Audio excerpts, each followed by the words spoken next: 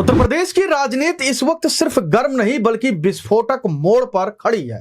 सत्ता और संगठन दोनों भाजपा के भीतर आमने सामने है। मुख्यमंत्री योगी आदित्यनाथ और भाजपा के नव नियुक्त प्रदेश अध्यक्ष व केंद्रीय वित्त राज्य मंत्री पंकज चौधरी के बीच तनातनी अब बंद कमरों से निकलकर सार्वजनिक मंचों तक पहुंच चुकी है। कटाक्ष, आरोप प्रत्यारोप और शक्ति प्रदर्शन सब कुछ एक साथ चल रहा है। हालात ऐसे बन चुके हैं कि पार्टी के भीतर एक मयान दो तलवार की स्थिति ज्यादा दिन टिकने वाली नहीं दिख रही है। लखनऊ से दिल्ली तक हलचल है, संगठन से सरकार तक खेमेबंदी साफ नजर आ रही है। मुख्यमंत्री योगी आदित्यनाथ और प्रदेश अध्यक्ष पंकज चौधरी आमने सामने पूरी तरीके से खड़े हुए नजर आ रहे हैं। मुद्दा सिर्फ सत्ता संतुलन का नहीं बल्कि नियंत्रण का है। मंत्रिमंडल, संगठन और SIR स्पेशल इंटेंसिव रिवीजन जैसे चुनावी तौर पर बेहद संवेदनशील मुद्दे पर जिम्मेदारी तय करने की जंग अब खुलकर सामने आ चुकी है। सवाल सिर्फ इतना है कि उत्तर प्रदेश में असली ड्राइविंग सीट किसके हाथ में है। सूत्रों के मुताबिक पंकज चौधरी की दखलंदाजी सरकार के कामकाज में लगातार बढ़ रही है। मंत्रिमंडल में बड़े बदलाव की चर्चा जोरों पर है। कहा जा रहा है कि मौजूदा मंत्रियों में से करीब 70% मंत्रियों की छुट्टी तय मानी जा रही है और उनकी जगह ऐसे चेहरों की एंट्री होगी जो संगठन, खासकर पंकज चौधरी और अमित शाह के बेहद करीबी होंगे। इतना ही नहीं, तीसरे डिप्टी सीएम की भी चर्चा तेज है। राजनीतिक गलियारों में इसे योगी आदित्यनाथ की ताकत पर अंकुश लगाने की रणनीति के तहत देखा जा रहा है। यानी धीरे धीरे ही सही लेकिन सुनियोजित तरीके से मुख्यमंत्री के अधिकार क्षेत्र को सीमित करने की कवायद के रूप में यह पूरी घटना देखा जा रहा है। इसके अलावा असल टकराव का केंद्र SIR भी बन गया है। मुख्यमंत्री योगी आदित्यनाथ पहले ही मतदाता सूची से करीब 3 करोड़ नाम कम होने के लिए संगठन की भूमिका पर सवाल उठा चुके हैं और योगी का यही सवाल पंकज चौधरी को नागवार गुजरा और उसके बाद अब प्रदेश अध्यक्ष पंकज चौधरी ने पलटवार करते हुए सरेआम जिम्मेदारी सरकार पर डाल दी है। इंदिरा गांधी प्रतिष्ठान में कार्यकर्ताओं को संबोधित करते हुए पंकज चौधरी ने 2 टूक कहा, ड्राइविंग सीट पर हम नहीं, सरकार है, हम नहीं है। इसका साफ मतलब है कि यह सीएम योगी आदित्यनाथ को जिम्मेदारी थी, हमारी नहीं। बता दें कि पंकज चौधरी ने यह बयान दिल्ली में गृह मंत्री अमित शाह से मुलाकात के तुरंत बाद दिया है, जिसने राजनीतिक संकेतों को और गहरा कर दिया है। इसे सीधे तौर पर टीम गुजरात बनाम टीम योगी की लड़ाई के रूप में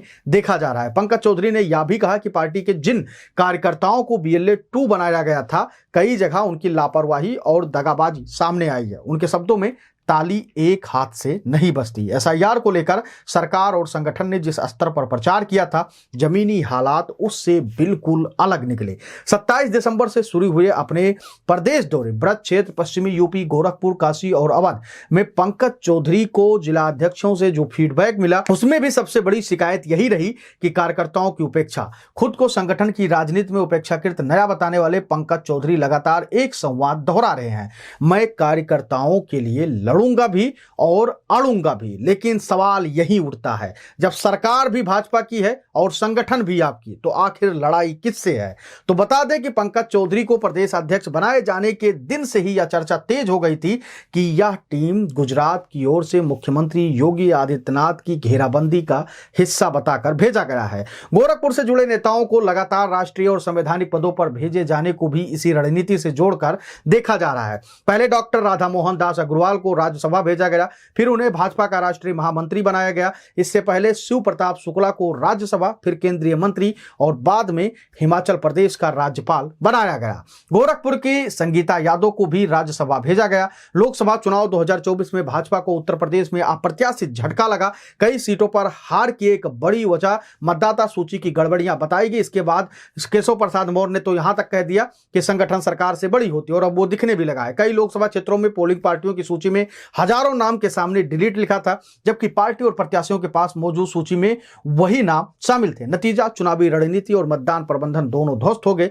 11 जनवरी को चुनाव आयोग द्वारा लगाए गए विशेष शिविरों की जानकारी भी कई जगह पर संगठन तक नहीं पहुंची। कई बूथों पर भाजपा के BLA मौजूद नहीं थे, जिसको लेकर जिला अध्यक्षों ने औपचारिक शिकायत भी दर्ज कराई। इन सब के इतर सूत्रों की माने तो RSS अब पूरी स्थिति पर अपनी पैनी नजर बनाए हुए है। संघ नहीं चाहता है कि योगी आदित्यनाथ की छवि को कोई धूमिल करे या नुकसान पहुंचाए। है। आरएसएस की नजर में योगी हिंदुओं के सबसे लोकप्रिय नेताओं में से एक हैं और उनकी कार्यशैली राष्ट्र धर्म को केंद्र में रखती है। यही वजह है कि संघ का झुकाव योगी के साथ साफ नजर आता है। वहीं दूसरी तरफ दिल्ली पूरी तरह पंकज चौधरी के समर्थन में खड़ी हुई दिखाई दे रही है। कहा जा रहा है कि कार्यकर्ताओं की शिकायतों की पूरी चिट्ठी अमित शाह तक पहुंच चुकी है और बड़ा फैसला कभी भी दिल्ली के द्वारा लिया जा सकता है उत्तर प्रदेश को लेकर। यानी कि इस पूरी उथल पुथल पर एक तरीके से आरएसएस और दिल्ली भी आमने सामने है। अब इस पूरी खबर का निष्कर्ष क्या है तो वो भी आप आसान और सरल भाषा में जान लीजिए। लगातार मंत्रियों विधायकों का पंकज चौधरी के घर पर जमावड़ा, शक्ति प्रदर्शन, बयानबाजी और आरोप प्रत्यारोप सब कुछ इशारा कर रहा है कि उत्तर प्रदेश भाजपा के भीतर बड़ा विस्फोट अब दूर नहीं है। सवाल सिर्फ इतना है, क्या योगी आदित्यनाथ अपनी मजबूत राजनीतिक जमीन बचा पाएंगे या फिर संगठन के नाम पर सत्ता की कमान धीरे धीरे उनके हाथों से खिसकाई जाएगी। उत्तर प्रदेश की राजनीति के अगले कुछ हफ्ते सिर्फ सरकार नहीं बल्कि भाजपा के भविष्य की दिशा भी तय करने वाले हैं। आप अपनी राय हमको जरूर दीजिएगा और बताइएगा कि उत्तर प्रदेश में जिस प्रकार की स्थिति उत्पन्न हुई है, एक तरफ जहां पंकज चौधरी और कार्यकर्ता अमित शाह तक चिट्ठी भेज रहे हैं